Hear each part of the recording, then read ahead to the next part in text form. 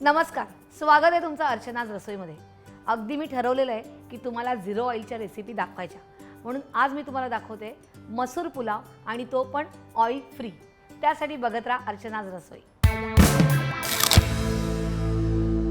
आता आपण करायला सुरुवात करूया। आपण नेहमी काय करतो, तेल गरम करतो, पण इकडे अजिबात तेल गरम करायचं नाहीये।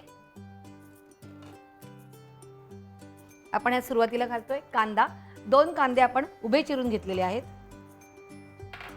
त्यानंतर आलं लसूण क्रश आहे 1 टेबलस्पून। तेल नाहीये पण काही प्रॉब्लेम नाही आपल्याला। त्यानंतर 1 चमचा कसुरी मेथी, थोडीशी कोथिंबीर, त्यानंतर मीठ चवीप्रमाणे घालतोय आपण।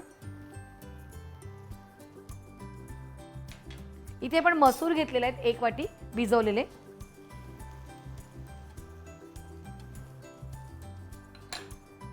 आणि बिर्याणी मसाला घेतलेला आहे तो घालतोय 1 टेबलस्पून। आणि थोडंसं पाणी घालायचंय।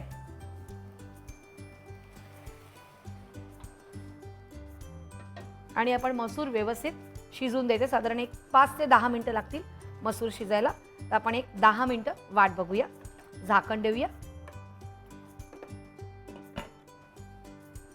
10 मिनिटं झालेली आहेत, बघूया आपली मसूरची भाजी तयार आहे का। भाजी म्हणजे पुलावला आपण जी भाजी बनवतोय ती।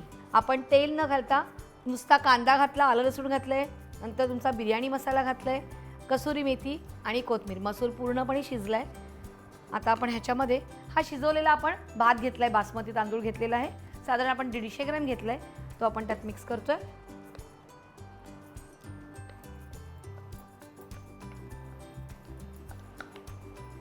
मसूर म्हटल्यावर आपल्याला कसा कंटाळा येतो, आपण मसूराची भाजी करतो किंवा आमटी करतो। तुम्ही पुलाव कधी केलाय का? हा नक्की तुम्हाला करून बघायचा आहे आणि मला कळवायचं तुम्ही। आता आपण हे बंद करूया, इथे घेऊन असं ठेवूया। थोडीशी कसुरी मेथी आपण घालू, एकदा मिक्स करूया। थोडीशी कोथिंबीर घालूया